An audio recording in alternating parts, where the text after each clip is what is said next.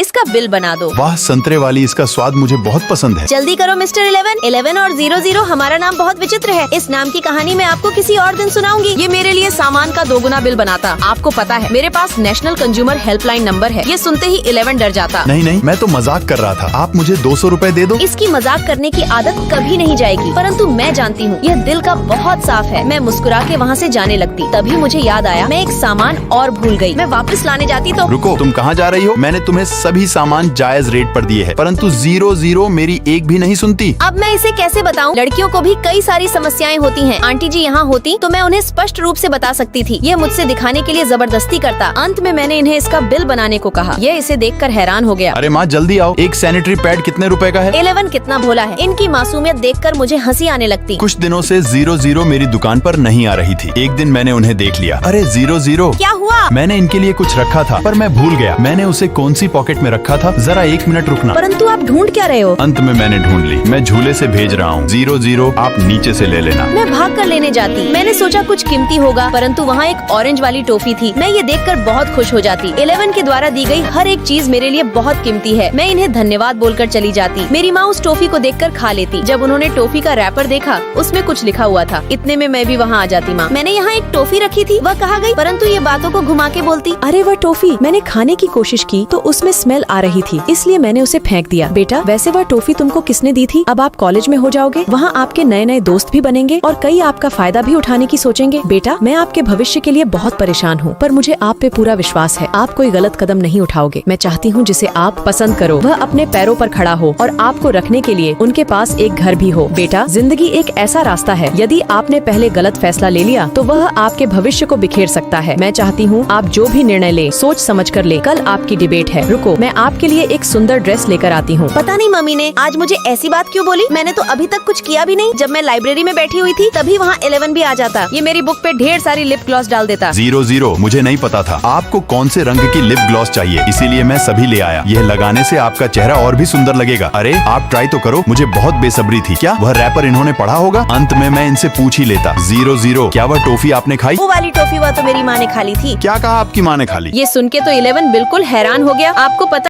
इस lip gloss की गंध एकदम आपके दिए हुए टॉफी के रैपर की तरह है। 11 मैं आपसे बहुत प्यार करती हूँ। मेरी माँ ने मुझे ये रैपर दिया था। दरअसल मैं समझ गई थी मेरी माँ कहाँ बोल रही है। माँ, एक अमीर इंसान से शादी करना और साथ में अमीर बनना, इन दोनों में बहुत बड़ा अंतर है। एक विशाल महल और खुद की मेहनत के पैसों से बने हुए छोटे से घर में रहना कोई महल से कम नहीं। माँ, अब मैं मैच्योर हो गई हूँ। मेरी माँ ने मुझ पर विश्वास करके 11 की टॉफी वाला रैपर देती। मुझे मेरे प्यार पर पूरा भरोसा है। क्या आप भी अपने प्यार पर पूरा भरोसा करते हैं? कमेंट में बताओ और वीडियो अच्छी लगी हो तो लाइक और सब्सक्राइब करना मत भूलना।